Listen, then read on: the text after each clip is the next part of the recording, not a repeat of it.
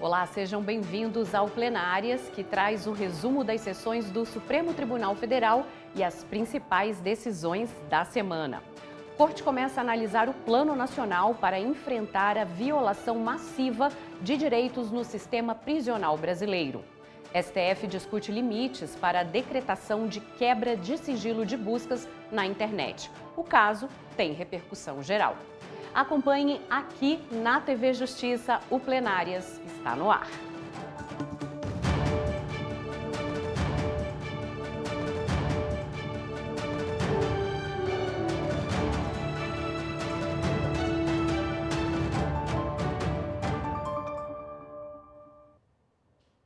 Eu sou Flávia Alvarenga e, junto com a nossa consultora jurídica, nós vamos explicar e mostrar todos os destaques da semana.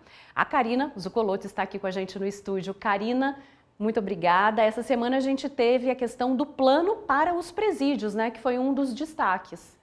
O ministro Luiz Roberto Barroso traz esse plano apresentado pela União para a homologação. Ainda não houve a votação de todos os ministros, apenas o presidente homologou esse plano que foi apresentado para uma solução nos presídios brasileiros em razão não só das más condições para o cumprimento da pena pelos condenados, mas também da superpopulação, e esse tema deve voltar na próxima semana, segundo prometeu o próprio presidente. Tá bom, Karina, obrigada.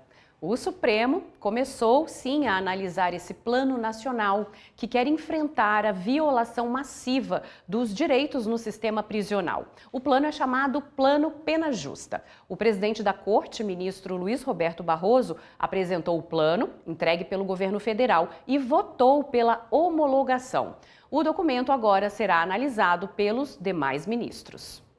A medida é uma resposta à determinação do Supremo para interromper a violação massiva dos direitos dos presos no sistema carcerário brasileiro. De forma alinhada à decisão do STF, o plano mapeou os principais problemas e desafios do sistema prisional, entre eles o uso excessivo da privação de liberdade, a baixa oferta e a má qualidade dos serviços prestados pelo sistema prisional, as precárias estruturas das prisões e o tratamento desumano, cruel e degradante prestado às pessoas presas. Para que todos os estágios do ciclo penal fossem contemplados, o Pena Justa foi dividido em 4 eixos de trabalho: controle da entrada e das vagas do sistema prisional, qualidade das instalações, dos serviços prestados e da estrutura prisional, processos de saída da prisão e reintegração social e políticas de não repetição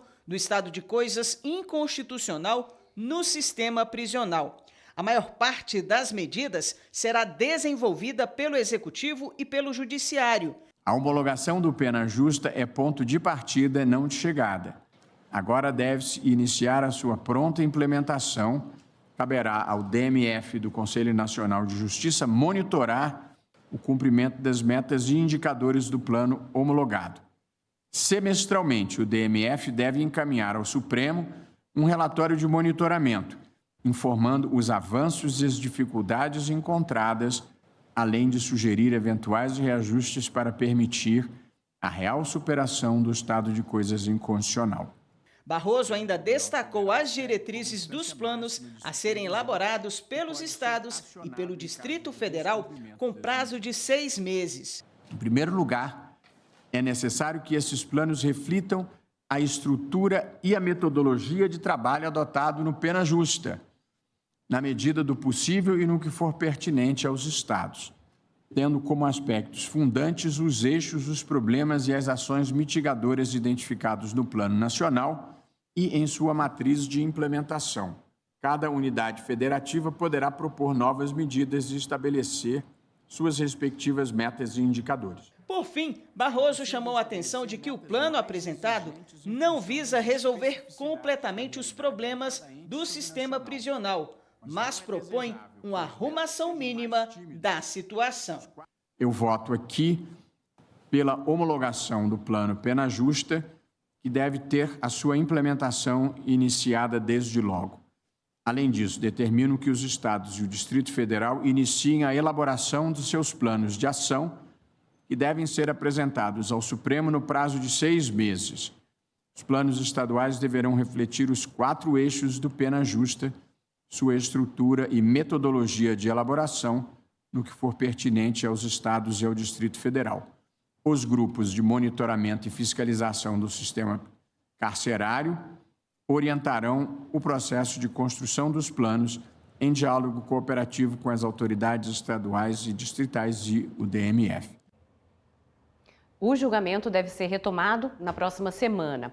Karina, esse plano teve origem no julgamento de uma ADPF que tratava das condições dos presídios brasileiros e da situação dos detentos. Então, nesse caso, a gente tem uma atuação em conjunto do Judiciário com o Poder Executivo. Exatamente, Flávia. E quando o ministro Luiz Roberto Barroso apresenta esse plano, ele diz que estamos diante de um processo de natureza estrutural, que se diferencia e se destaca daqueles processos normais, vamos dizer assim.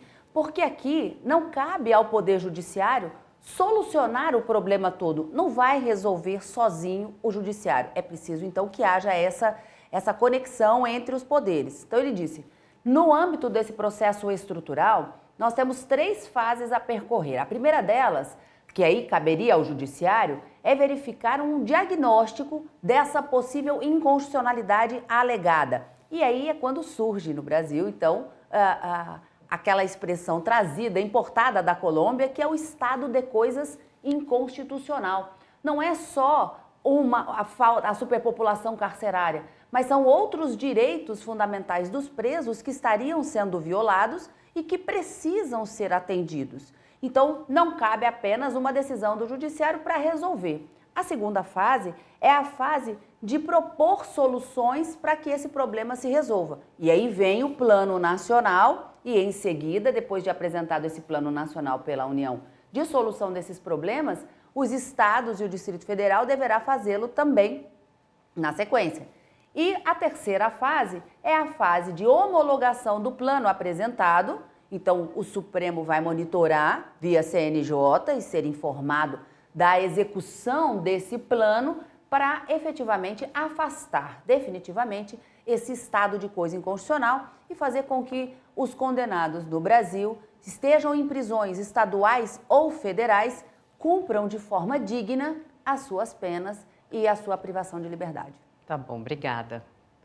E na mesma sessão, o Supremo determinou que o Ministério da Saúde adote e mantenha todas as providências para garantir o acesso das pessoas transexuais e travestis às políticas públicas de saúde.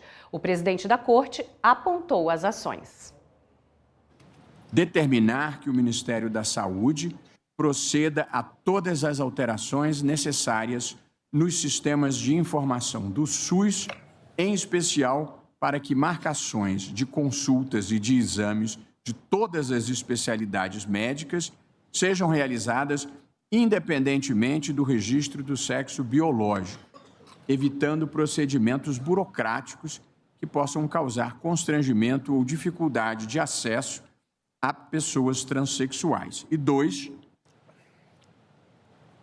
esclarecer que as alterações referidas no item anterior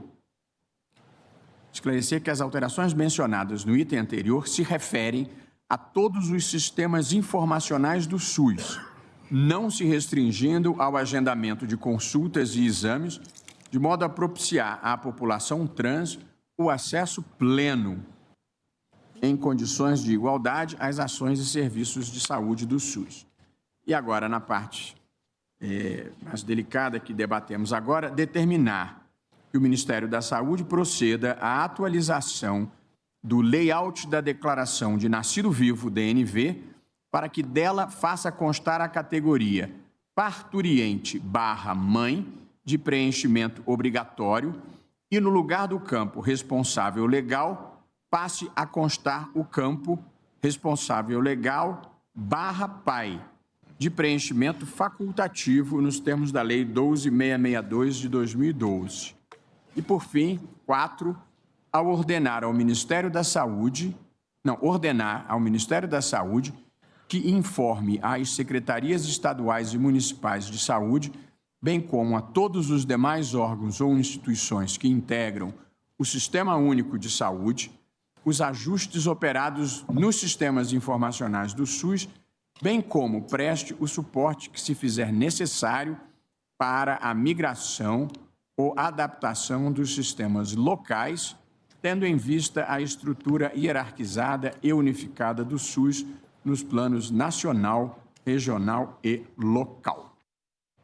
O Supremo Tribunal Federal estabeleceu um acordo sobre a concessão de medicamentos de alto custo a pacientes do SUS. A reportagem é da Viviane Novaes. A cerimônia marca a conclusão de 2 temas de repercussão geral ligados à área de saúde e de um acordo entre União, Estados e municípios, estabelecendo o papel de cada um na prestação de serviços de saúde à população.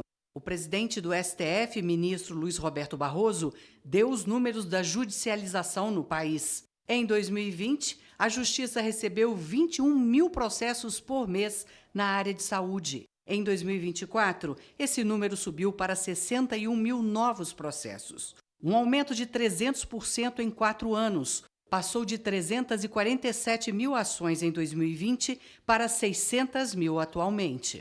Segundo o presidente do Supremo, a judicialização coloca em risco o próprio sistema de saúde, porque uma parcela do orçamento que deveria ir para políticas públicas acaba sendo direcionada pelo judiciário para demandas individuais e não para o atendimento à sociedade como um todo. A questão da judicialização da saúde passou a ser um dos maiores problemas do Poder Judiciário brasileiro e possivelmente um dos mais difíceis, porque é uma matéria em que não há solução juridicamente fácil nem moralmente barata. A gente tem que fazer escolhas e tem que fazer escolhas trágicas. E nós aqui estamos procurando fazer as escolhas que melhor realizem a justiça em matéria da medicina que o país é capaz de fornecer.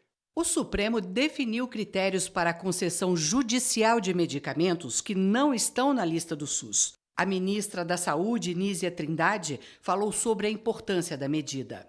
A decisão do Supremo Tribunal Federal não só traz critérios objetivos para o acesso ao direito, como, ao mesmo tempo, reconhece a importância das instâncias do SUS e da regulação, reconhecendo o papel da Anvisa, da Conitec, a comissão que define a incorporação de tecnologias e que está sob responsabilidade direta do Ministério da Saúde.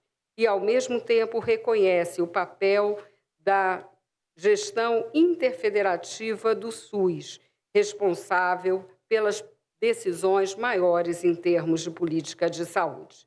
O ministro Gilmar Mendes, que conduziu todas as discussões sobre o assunto, disse que é possível construir uma sociedade mais justa. Registro que conquistas como a celebrada hoje reacendem em nós a convicção jamais abandonada de que é possível construir uma sociedade efetivamente justa, livre e solidária, como prevê a Constituição, capaz de prover a todos os cidadãos saúde e dignidade.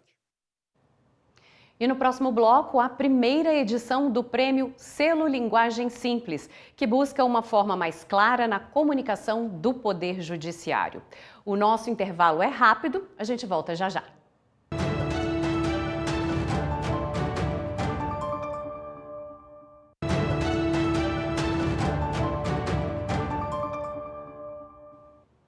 O Supremo Tribunal Federal entregou o selo pela linguagem simples no judiciário a tribunais de várias partes do país. O selo foi criado no ano passado. A repórter Viviane Novaes acompanhou a cerimônia. O selo foi entregue ao Superior Tribunal de Justiça, Conselho da Justiça Federal e a 47 tribunais federais, estaduais, eleitorais, militares e do trabalho. A desembargadora Daldice Santana recebeu o selo pelo Tribunal Regional Federal da Terceira Região, que compreende São Paulo e Mato Grosso do Sul. O que se quer é buscar a linguagem escrita mais próxima da linguagem oral, mas dentro do cenário de judiciário, que assim a parte vai compreender melhor, né? Sem precisar do intérprete do advogado. Não adianta eu emitir uma decisão que ele tenha que perguntar ao advogado, afinal, doutor, eu ganhei ou perdi? A presidente do Tribunal de Justiça do Acre, Regina Ferrari, conta que iniciativas a Corte vem adotando em busca da linguagem simples. Na nossa escrita jurídica das nossas peças processuais, simplificando os nossos votos, as nossas sentenças, diminuindo vocábulos, palavras que nem sempre o jurisdicionado, o cidadão que vem pedir socorro à justiça, às vezes entende. O selo faz parte do Pacto Nacional do Judiciário pela Linguagem Simples, que foi lançado no final do ano passado pelo presidente do Supremo e do Conselho Nacional de Justiça, Luiz Roberto Barroso. É uma forma de estimular os tribunais brasileiros a adotar a linguagem simples no dia a dia. O ministro lembrou as 7 regras do pacto. O pacto tem 7 regras. 1. Eliminar termos excessivamente formais e dispensáveis. 2. Adotar linguagem direta e concisa. 3. Explicar, sempre que possível, o impacto da decisão ou do julgamento para a sociedade. 4. Utilizar a versão resumida dos votos nas sessões de julgamento. Oh, Lord. 5. Fomentar pronunciamentos breves. 6. Reformular protocolos de eventos dispensando, sempre que possível, formalidades excessivas, como, por exemplo, todos os oradores repetirem a nominata. E 7. Utilizar linguagem acessível à pessoa com deficiência, utilizando libras e autodescrição, sempre que possível. Luiz Roberto Barroso disse que a simplicidade é sofisticada e que dá muito trabalho. Ele lembrou que no mundo do direito é importante evitar que a linguagem se transforme num instrumento de poder. Num instrumento excludente das pessoas que não têm a chave do conhecimento. Portanto, a linguagem desnecessariamente hermética é uma linguagem que impede a participação de todas as pessoas no debate público e dificulta a comunicação do mundo do judiciário, do mundo do direito com os cidadãos comuns. O STF discute limites para a decretação de sigilo de buscas na internet. O caso tem repercussão geral. O julgamento ainda não terminou porque houve pedido de vista na última sessão. Vamos ver, então, como está a análise dos ministros até agora.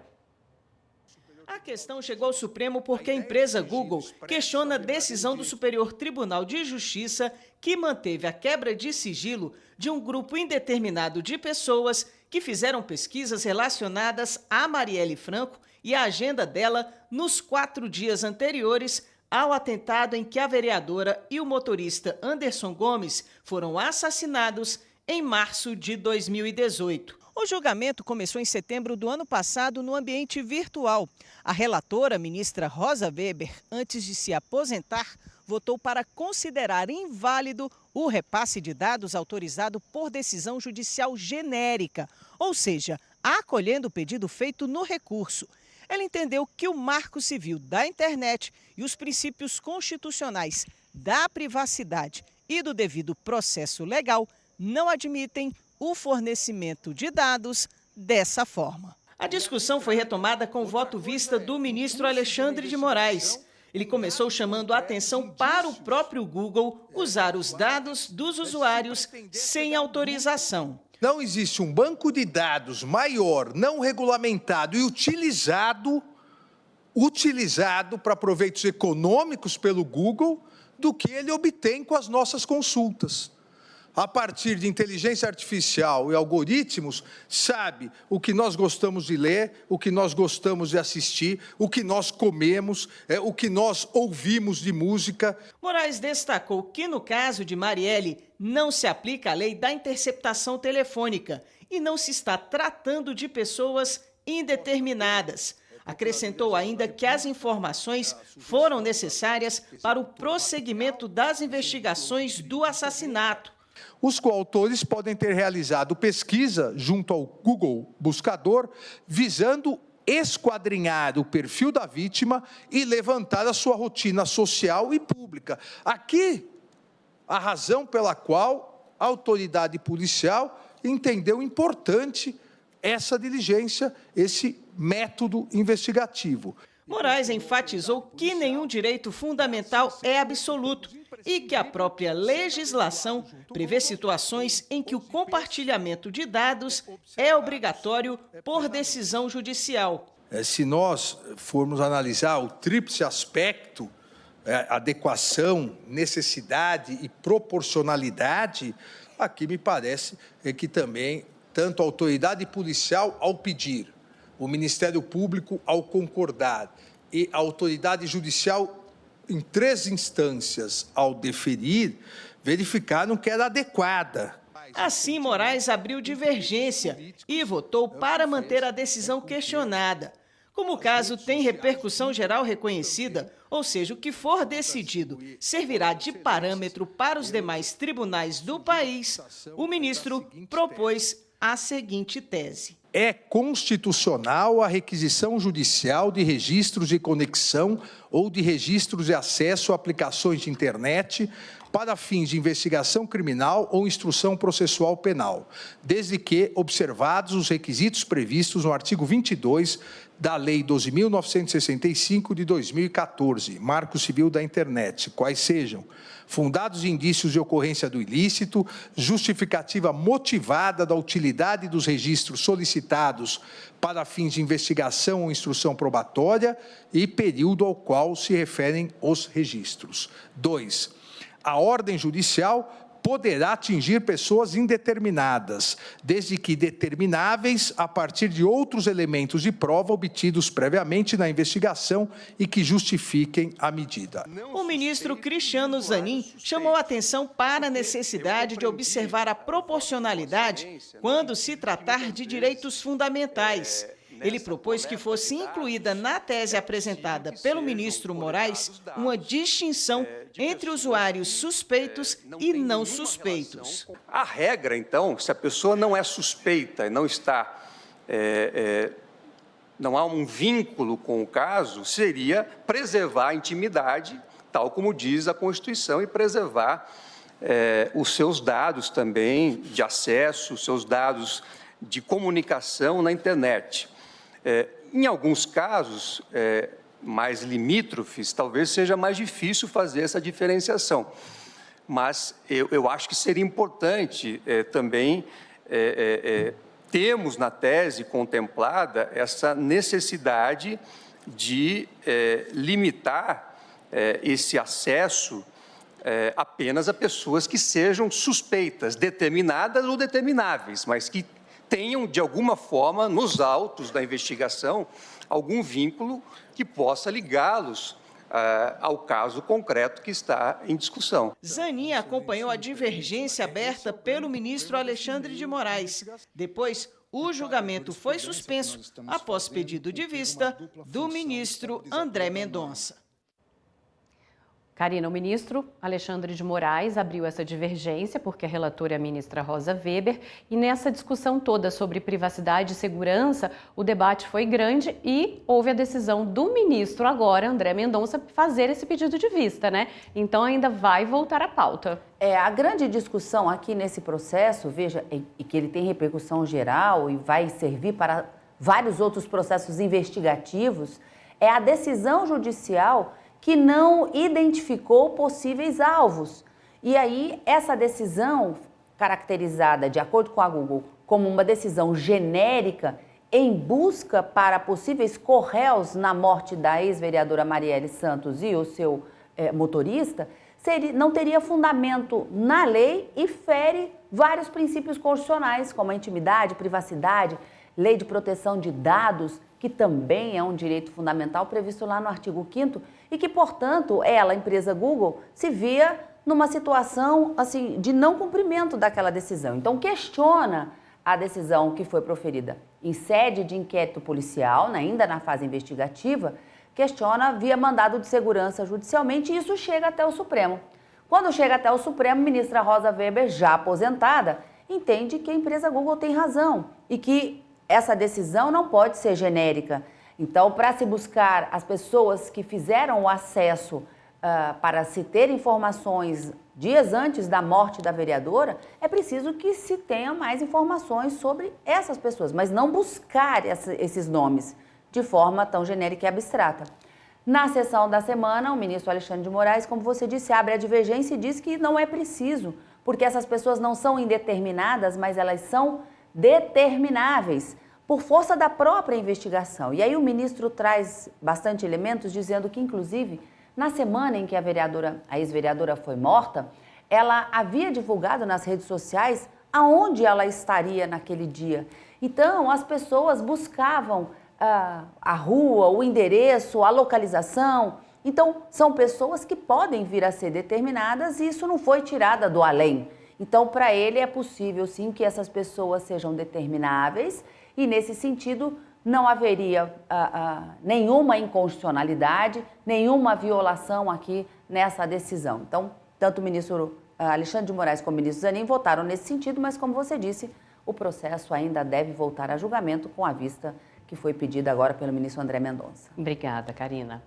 O ministro Gilmar Mendes lançou a segunda edição do livro Controle de Constitucionalidade, Aspectos Jurídicos e Políticos. A obra é considerada um marco no estudo do tema no país. Publicada originalmente em 1990, ela é resultado da dissertação de mestrado do ministro do Supremo Tribunal Federal, Gilmar Mendes, na Universidade de Brasília. Ele se aprofunda numa análise minuciosa do modelo brasileiro de controle de constitucionalidade, com a definição de um panorama completo do tema à época da promulgação da Constituição Federal de 1988. Há 34 anos, um interregno considerável nos separa da primeira edição. Aprendi agora que reedições de obras também servem para recordar como é impiedoso o tratamento que o tempo dispensa aos seus passageiros. Confesso que esta segunda edição me transporta para um tempo de debates constitucionais singularmente ricos. Um tempo de confiança inabalável nas possibilidades do regime democrático de governo. O livro também identifica os principais desafios e fragilidades do sistema brasileiro, com a antecipação de soluções que só viriam a ser adotadas anos mais tarde, tanto pelo STF quanto pelo Congresso Nacional. É imenso o acerto de Tácito quando asseverou que todas as coisas que hoje se creem antiquíssimas já foram novas. No instante em que me dirijo para a conclusão de minha fala, afirmo que a tomada de consciência dos 34 anos de idade desta obra me remete a todos esses fatos no plano institucional, mas também me transporta para outros pontos que foram levantados ao longo do meu percurso. Colaboradores, amigos, família. Estiveram presentes no lançamento da obra os ministros do STF Dias Toffoli, Alexandre de Moraes, Flávio Dino, Cristiano Zanin, o ministro aposentado da Corte, Aires Brito, o ministro da Justiça e Segurança Pública, Ricardo Lewandowski, e o presidente do Supremo, ministro Luiz Roberto Barroso. É um livro que eu conheço e recomendo, e é uma análise profunda tanto das classificações do controle de constitucionalidade, quanto do seu procedimento, quanto das múltiplas sutilezas. Uma alegria ver esse grupo de pessoas grande que homenageia um dos autores mais importantes do direito constitucional brasileiro. Para lá de ser ministro do Supremo, um dos doutrinadores mais importantes do direito constitucional brasileiro. O Plenárias termina aqui. Karina, muito obrigada pela sua companhia. Até a próxima. Até a próxima, Flávia. Você também pode assistir ao jornal pelo canal da TV e Rádio Justiça no YouTube e pelo aplicativo da TV Justiça Mais. Continue na TV Justiça e até a semana que vem. Tchau!